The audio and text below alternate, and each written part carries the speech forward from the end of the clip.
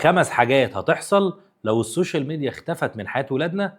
الجزء الاول، اول حاجه هتوفر فلوس. السوشيال ميديا مش معموله عشان تسلي ولادنا، هي معموله عشان تخليهم يطلبوا اكتر. كل حاجه بيشوفوها بتتحول لاعلانات، لبس، اكل، براندات، فيحسوا ان ده الطبيعي ويحبوا يقلدوا. تلاقي ابنك جاي لك يقول لك يا بابا انا عايز من ده، ومع الوقت الضغط على الاهالي بيزيد. فتقليل السوشيال ميديا معناها تقليد اقل، طلبات اقل، وبالتالي مصاريف اقل. تاني حاجه، صحه ولادك هتتحسن. السوشيال ميديا بتدخل بدري في حياه اطفالنا، اول ما يعيط نشغل له الموبايل، مع الوقت بيتحول لعاده وادمان سلوك. وللاسف المسارات العصبيه للطفل الخاصه بالتركيز والذكاء ومهارات الحفظ بتتشكل اول 3 سنين من عمره، ولو ما تنمتش صح بيظهر تاخر نطق وتشتت وضعف دراسي، وبيكون انطوائي وعدواني مع زمايله، ده غير اجهاد العين ووجع الرقبه والظهر مش عايز اقول لك. تالت حاجه، ابنك هيبقى اجتماعي بجد. احنا فاكرين السوشيال ميديا بتخلي ولادنا اجتماعيين، لا، الحقيقه انها بتخليهم انطوائيين. فلما السوشيال ميديا تقل ابنك هينزل يلعب ويتعامل مع بشر حقيقيين. دي كانت اول 3 حاجات، بس الاخطر لسه جاي في الجزء الثاني،